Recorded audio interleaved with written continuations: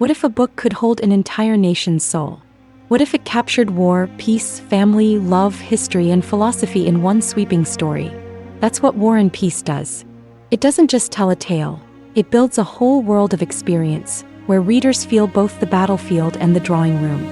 Few novels carry the same scope or ambition. If you like this video, please like and subscribe so we can bring you more content. Leo Tolstoy published War and Peace in 1869. He was already known for his shorter works, but this novel changed literature forever. Set during the Napoleonic Wars, it tracks Russia's struggle against France and the private lives entangled in that fight. Scholars still debate whether it's a historical novel, a philosophical essay, or a family drama. Most agree it's all three at once. That's part of why the book still matters. It refuses to be one thing.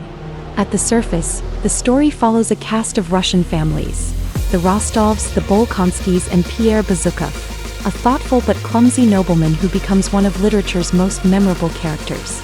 Through them, Tolstoy shows how war changes not just nations but individual lives. Balls and banquets blur into battles and campaigns.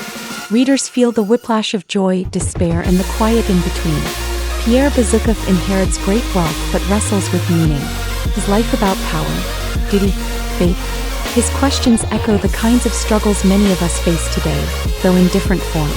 Andrei Bolkonsky, noble and proud, longs for glory but finds disappointment in war and tragedy in love. Natasha Rostov begins as a carefree young girl but grows into one of the most layered female characters of the 19th century. Together, their lives reveal the weight of choices, mistakes, and transformations. The war itself plays a central role. Tolstoy doesn't paint generals as grand heroes. He shows them as flawed men caught in forces beyond control. The famous Battle of Borodino, described in harrowing detail, strips away illusions of glory. Soldiers stumble, bleed, and die in chaos. Civilians suffer as Moscow burns. Through these scenes, Tolstoy challenges readers to see war not as legend but as human cost. And then comes peace, or at least the attempt at it. The novel shifts back to domestic life, exploring love, marriage, and faith.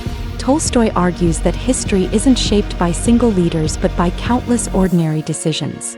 That perspective broke with the great man theory popular at the time. Some critics thought he went too far. Others praised him for showing history as a living process.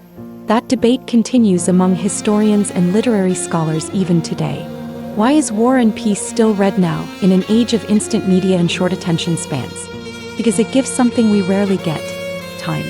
Time to sit with characters as they grow, fail, and change. Time to see how small choices ripple outward into history. Time to ask what makes life meaningful when war, loss, and uncertainty feel overwhelming. Some readers call it intimidating, but many who finish it say the length feels earned. The novel doesn't just tell a story, it teaches you how to see, how to notice the quiet pause after grief, the awkwardness of a dinner conversation, the hollow silence after victory. Tolstoy wanted his readers to understand that history is not just dates and battles but lived experience. In the end, War and Peace is about more than Russia and Napoleon. It's about humanity itself. Pride, love, jealousy, loyalty, and doubt. These are as present in our lives today as they were 2 centuries ago. That's why the novel refuses to fade. Every new generation finds itself in its pages, just as surely as the first readers did in 1869. So why read War and Peace? Not to memorize events or track every regiment, but to step into a vision of life that is as large and messy as reality itself. Tolstoy gives us no easy answers. Instead, he gives us the harder, more lasting gift: the reminder that life, like history, is both beyond our control and yet shaped by the choices we make. Thank you for watching. If you liked this video, please like and subscribe so we can bring you more content.